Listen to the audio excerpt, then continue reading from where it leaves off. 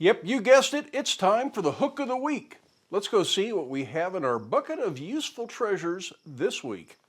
Last week we used a piece of square tube. How about this week we start with this piece of angle iron here. But I think I'm going to need something else to go with it. So let's see what else there is. There's some little 3/8 bar.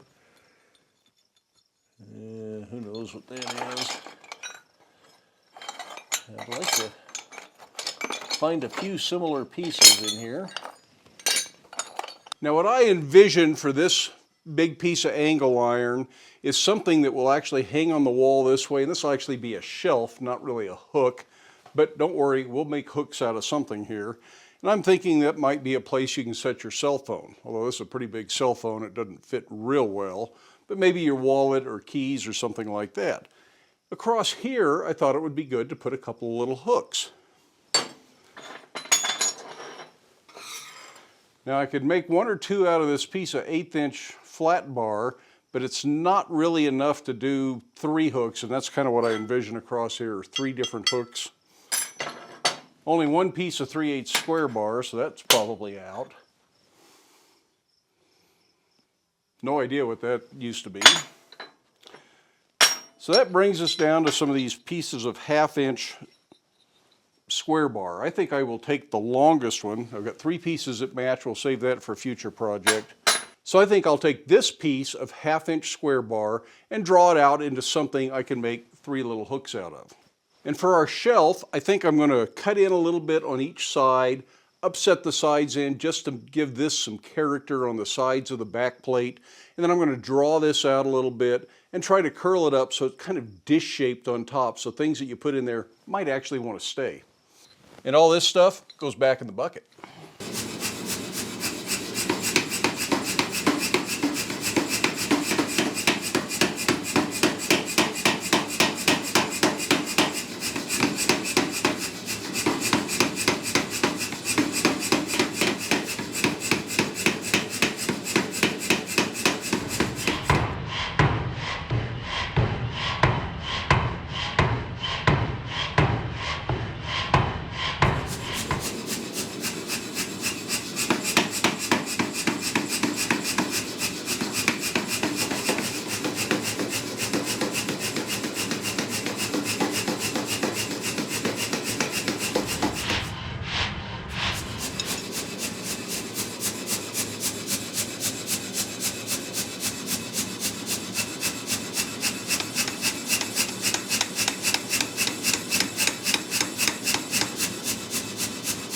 Well, I think we're going to have way more than enough of this stuff, but anything that's left will, you guessed it, go back in the bucket.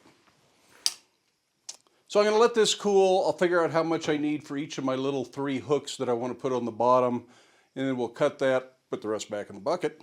In the meantime, let's work on the angle iron back plate. While I was at the power hammer, I went ahead and put some little cuts in the end so I can get the upset that I want.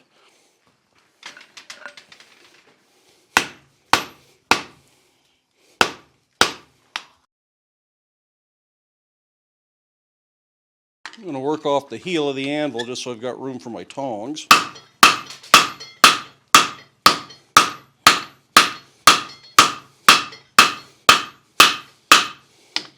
This double diagonal peen hammer is a pretty good tool for this.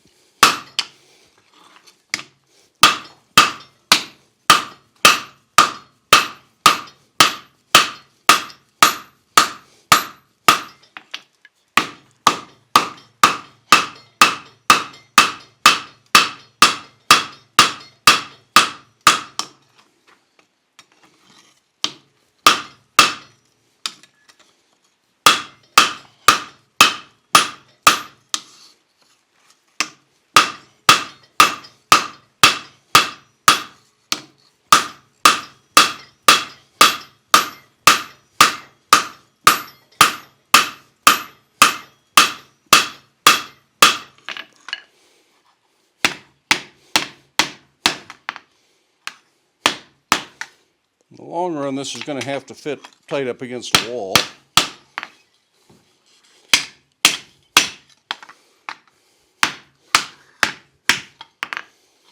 So things will need to be flat, at least on that one side. I've just got a big steel ball welded to a shank there in the party hole. I'll work this over the top a little bit and create a little dish. Sort of like an iron soap dish. Only I'm not sure I'd use an iron soap dish in the bathtub. It might rust. That'd be a good iron change dish or something like that to go along with the hooks for your keys.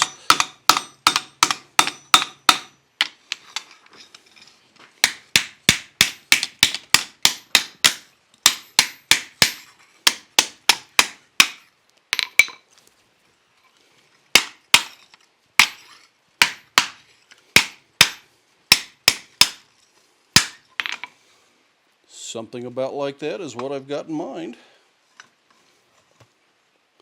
It looks pretty flat across the back there. I think we'll go to the treadle hammer with a set hammer. A set hammer just being a small hammer that you can put in the piece and drive without trying to get your hammer in here like this.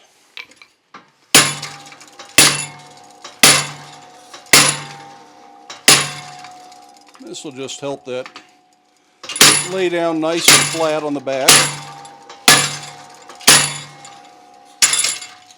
And while we're here, I think I'll go ahead and put my touch mark in here. I think.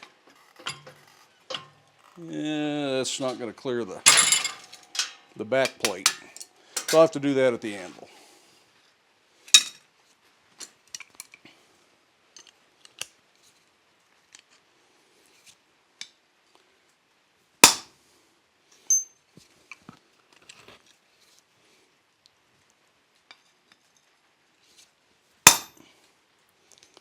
Okay, that's all we're going to do to that until we're ready to put the hooks on. So let's make some hooks. Well, let's start it off as a piece of 1/2-inch square bar, roughly 13 mil square bar, and it was probably 6 inches long, so it is at 150 millimeters long, more or less. I didn't actually measure it, just guessing. And we ended up with 3/8 wide, 1/4 inch thick. That ought to make nice little hooks to hang keys or something on. So it's about 6 by 10 millimeters, something like that.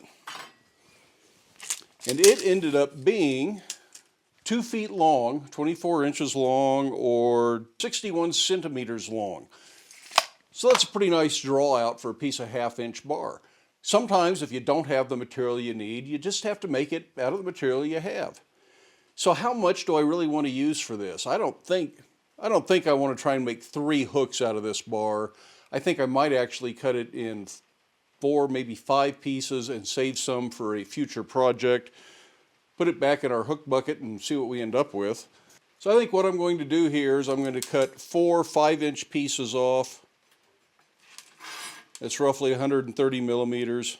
So I'm just going to cut 3 pieces, 5 inches long for this project. And we'll put this last 9 inches back in the bucket and it'll get used for something else.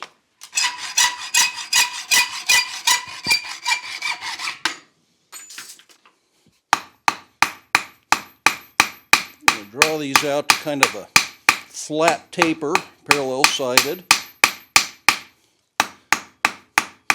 Guess it depends on how big your key rings are if you're hanging keys on these.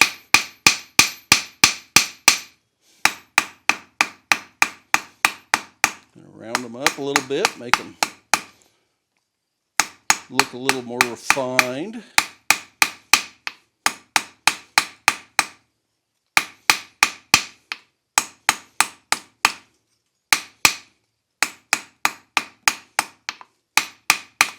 Something like that. I want to make all 3 of them match.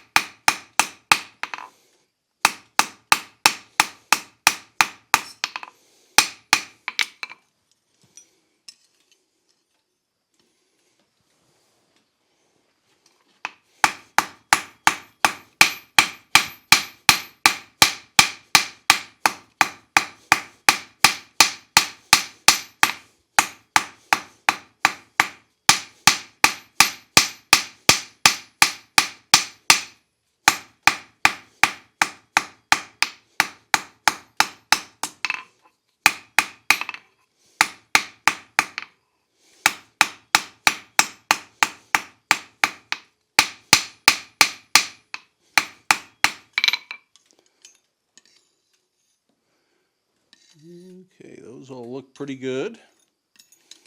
Next thing I think I want to do to match the upset that we did here, this upset there, I'm going to upset the ends of these, and we'll do that at the vise with a torch.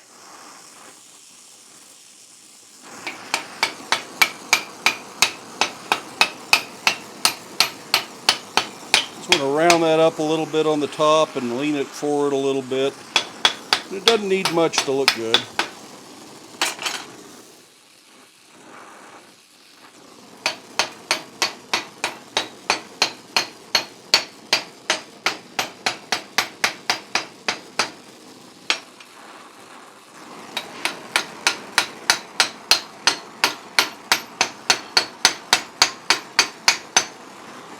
I'm going to start by putting a gentle little curl on these. Remember, you need to be able to get a key ring over these if you're hanging keys on it. If you're hanging something heavier than keys, you might want heavier hooks.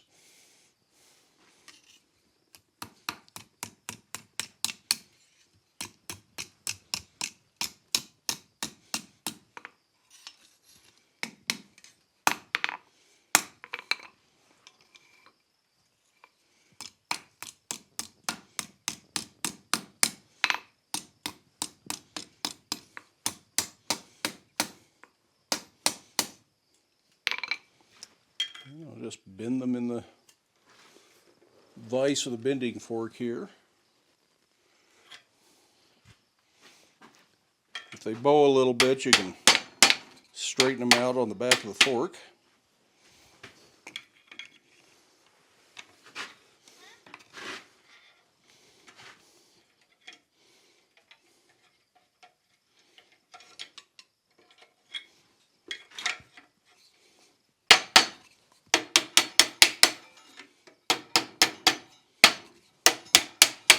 Also open these up a little bit if you don't want them quite that closed.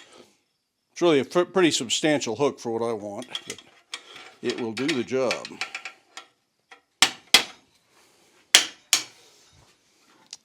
So we have our 3 more or less matching hooks, and I'm going to put 2 1/8" holes in for some fairly small rivets since they're small hooks. But I'll use 2 for extra strength.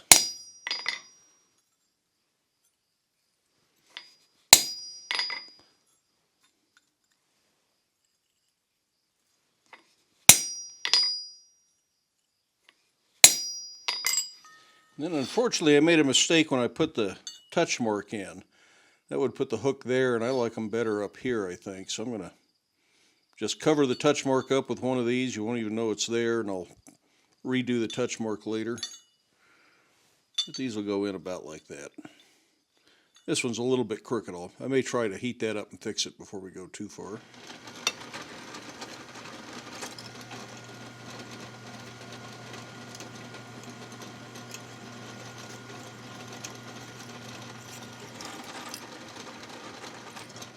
Line on the back here for my hooks, and because this is probably not very straight that way, I'm going to make a match based. Let's make a match based on the top. And I can use that as my top hole or my bottom. I think I'm going to put them here. I'm going to drill one hole, put the hooks in, and then I'll drill the other hole using that as a guide. So there's my center mark. And I'll eyeball in on one side. And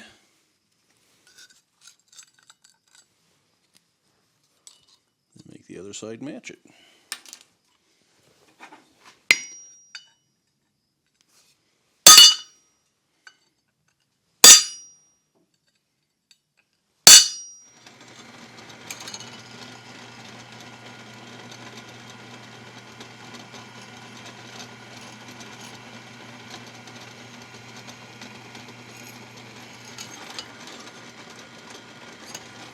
And I want to countersink these so we have flush rivet heads in the back.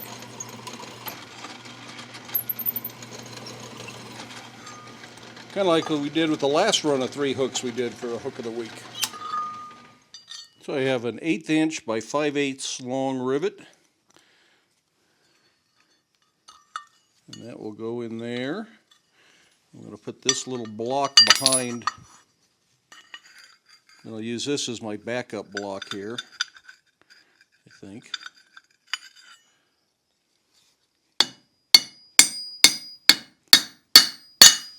Come back and I'll finish setting these after I drill the second hole. So I've drilled the second hole through the hole in the hook. Put a little countersink in there for the rivet. I think I'm going to go to a little ball peen so I can get right down inside that countersink and really set these nice and flush. Looks like my hole was a little bit off there. But that's one of the advantages of doing it this way. Unfortunately, this block is a little too big. It hits the upset on one side, it hits the other rivet. I could make another one, but I think for this I'll just go right over the horn. It's not going to flatten them out too much. And 1/8 inch rivets set so easily.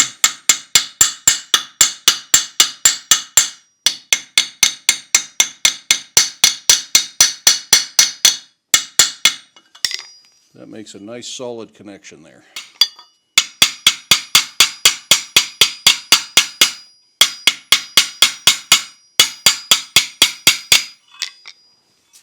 So there we have 3 little hooks. That was a little crooked. I think I'll heat it up and straighten it a little bit. Then I'm going to put 2 holes up in here to mount that to the wall with.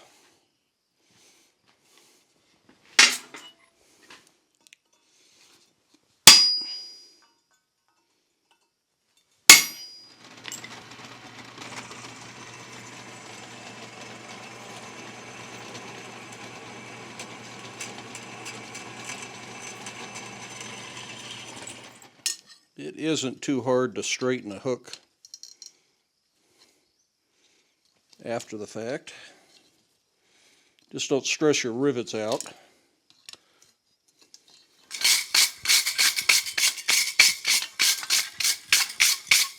And of course, the last thing I want to do to it is put a coat of paste wax on it to protect it and make it look better. Now remember, the point of this series of projects is for me to just challenge myself and kind of let you tag along and see what that process might look like. That doesn't mean these are hooks that I recommend you make or hooks that I will ever make again, although I think this has some potential, but it's a little bit rough, and if I thought about these longer and actually planned them out ahead of time, they would probably come out a little bit better. But there's some things like the touch mark being just a little bit off that I would like to do differently, but it's just the way it is, and that doesn't really bother me. This one may actually end up in my house because I need a place to hang keys. Remember to stick around for the last 30 seconds of the video if you want to see the finished hook close up. And as always, I hope you have time in your day to get out to your shop, but stay safe, wear your safety glasses. We'll see you for the next one.